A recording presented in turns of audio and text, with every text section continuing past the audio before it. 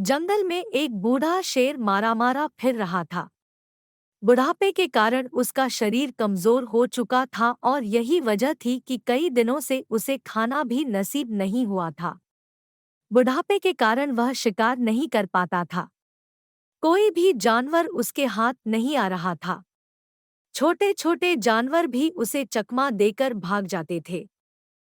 एक बार वह भटकते भटकते बहुत थक गया तो एक जगह पर रुककर सोचने लगा कि ऐसे कैसे काम चलेगा, क्या करूं, किधर जाऊं, कैसे अपना पेट भरूं, इस तरह तो मैं मर जाऊंगा। अचानक उसकी नजर एक गुफा पर पड़ी। उसने सोचा कि इस गुफा में कोई जंगली जानवर जरूर रहता होगा। मैं इस गुफा के अंदर बैठ जाता हूँ। जैसे ही वह जानवर आएगा मैं उसे खाकर अपना पेट भर लूंगा। शेर उस गुफा के अंदर जाकर बैठ गया और अपने शिकार की प्रतीक्षा करने लगा। दरअसल वह गुफा एक गीदड़ की थी। गीदड़ जैसे ही अपनी गुफा की तरफ बढ़ने लगा, उसने ने गुफा के करीब शेर के पंजों के निशान देखे। उसे समझते देर नहीं लगी और वो फौरन खतरा भांप गया। उसके सामने उसकी मौत थी, लेकिन सामने संकट देखकर भी उसने अपना संयम नहीं खोया, बल्कि उसकी बुद्धि तेजी से काम करने लगी कि इस शत्रु से कैसे बचा जाए।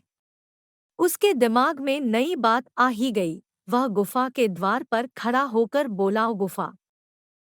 जब अंदर से गुफा ने कोई उत्तर न दिया, तो गीदड़ एक बार फिर बोला, "सुन गुफा, तेरी मेरी यह संधि है कि मैं बाहर से आऊंगा तो तेरा नाम लेकर बुलाऊंगा।